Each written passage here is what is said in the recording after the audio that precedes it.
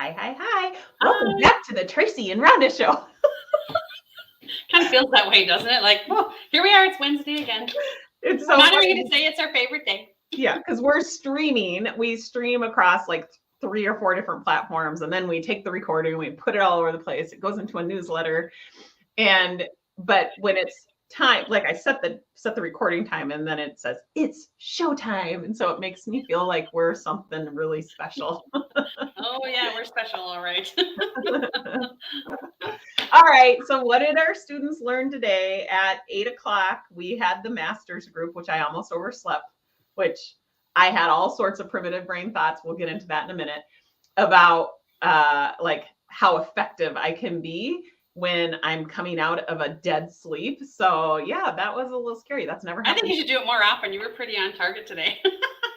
That's so I funny. should say that, but you were pretty on target. Yeah. So today, one of our students, you always start out in the chat. What was your prominent feeling or thought that you've had in the last week or couple of days, whatever they choose to do? And there was a lot of them. I think a lot of people coming off of the long holiday, and one of them was, "I need to get back on plan," and that was just like, I need to get back on plan.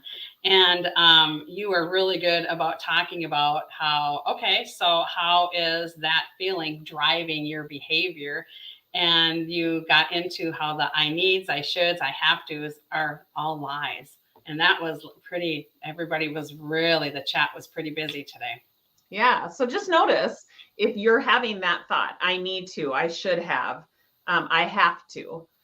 I mean, I think I ran half my life, if not more, from those kind of thoughts. Like that was the narrative. It was a very like authoritative type narrative, voice in my mind that I was running my life from.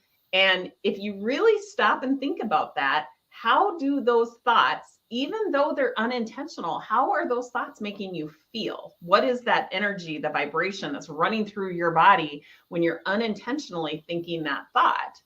It's fascinating to see that it's a feeling of shame or fear or like panic, right? I know it is for me.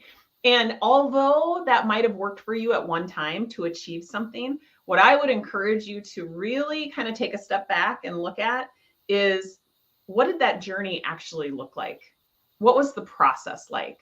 Like, did it feel panicky? Did it feel grippy? Did it feel like, you were constantly in pursuit, not ever yet there? Like, did it feel like, confusing? Did it feel like you didn't have the ability? Like, just notice that. And that is primitive brain thinking. It's meant to be there, but what we teach you is how not to react to it. And we like very clearly show you in black and white what it looks like, what results from that, what the cause, the thought, and what the effect is of that thought, so that you can make a choice, so that you no longer just live on autopilot and allow your primitive brain to run on default. We very clearly show you in black and white so that you become the authority. You have agency over your results. You decide whether you want to continue to create that for yourself or not. And there is no right or wrong answer. It's just that you actually have a choice. Most people who are like rinse and repeating a life that they actually don't like, part of what's perpetuating that is that you feel victimized by your circumstance. You feel like you have no choice. That is not true. And I hope, I don't know why I have this visual in my head. I don't know if any of you guys are on TikTok, but there's like this TikTok video right now where people are slapping each other with tortillas. I have not seen that. It's so funny. I'm not going to do it ever. I know Gracie said she's done it, but I hope that what I just said to you slaps you like a tortilla. Okay, I see where you're going with that now. Yeah, because I want it to be an eye-opening experience. I want you to hear me when I say, if you are feeling victimized by your circumstances, I've got really good news for you. It's your thoughts that are making you feel victimized, not the circumstance. And that applies to absolutely everything personally, professionally, socially, financially, spiritually, period. End of discussion. So if you want to understand how to feel in control, I encourage you to sign up for Self-Made Mind and Body. It is the fastest way to understand this methodology. It is the fastest way to feel like you are not the victim and like you are in control in any circumstance. Okay, Rhonda, what else? Okay, so in Self-Made Mind and Body, we have students that are, at all different stages, because it's 10-week program and they're coming in at different times. And so I love this hour because really we do a lot of talking and mastery and discussing, and then we do some coaching. It seems like this hour ends up being all about coaching. And we have even some of our masters that join in because they want to hear the coaching, and they want to, it's nice to have that little affirmation of what you've gone through and reminders of little tips and tricks or hacks or whatever you want to call it, and reminders of the thought process and our feelings and what we're doing with it. And so today it was so interesting because we talked about how as you're going through, the topic was vacation, and had a well thought out protocol, and then you kind of caved and you kind of went off your protocol. And so you get home and you're feeling disappointed. And a protocol is a what for those? Oh, it's a food plan. It's like when you decide, okay, what am I going to do during each day? So we write out, like if you're going to do a protocol for vacation, it's like, okay, I'm going on vacation.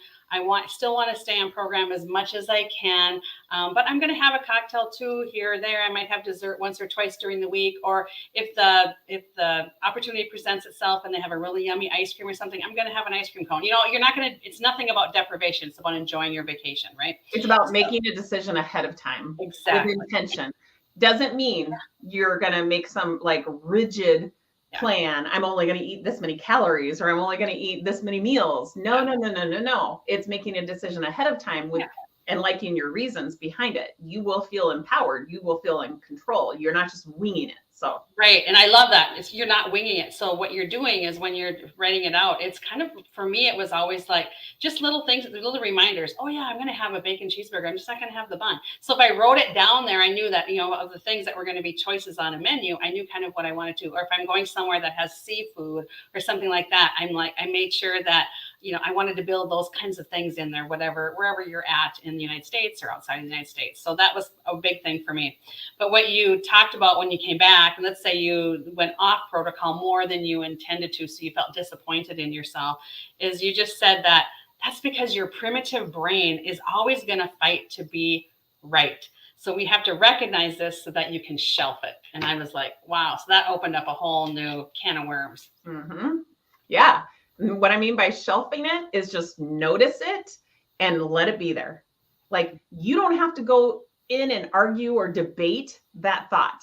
Like you can just let it be there because it's a function of your primitive brain, which is highly dramatic, right? So isn't it interesting? So like this morning when I woke up and I only had 20 minutes before I had to be on these calls, I'm sitting here having thoughts like, oh my God, I haven't even had my coffee. I'm not going to be able to put two words together. Like, oh my God, oh my God, oh my God. And I was like, okay, primitive brain, isn't that interesting that I'm having all of these dramatic thoughts? Like, I'm not going to be able to put two words together. I'm not going to be able to an effective coach. Like, I spun out for a few seconds and all of a sudden it was like, all right, isn't that interesting? My primitive brain is running on default. What do I want to feel?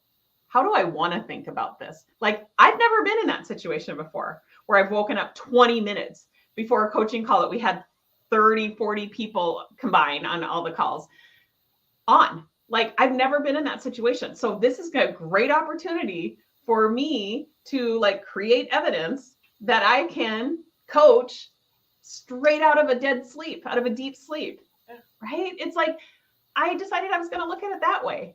Because going into it feeling panicked, I was pretty darn sure wasn't going to serve me. So I took a time out and decided ahead of time how I wanted to think and feel about it.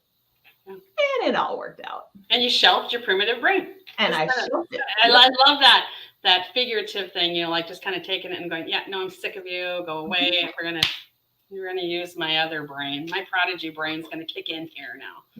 Yep. Yeah. Good stuff.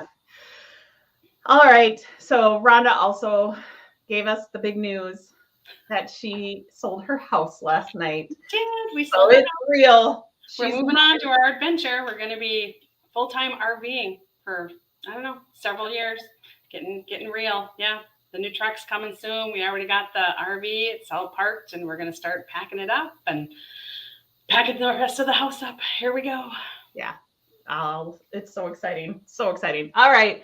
So, but Rhonda will be here even when she's on the road. She'll be here recapping the calls with me so that all of you who are contemplating Self-Made Mind and Body, becoming a student of Self-Made You, understanding how to manage your brain so that you get the results that you want.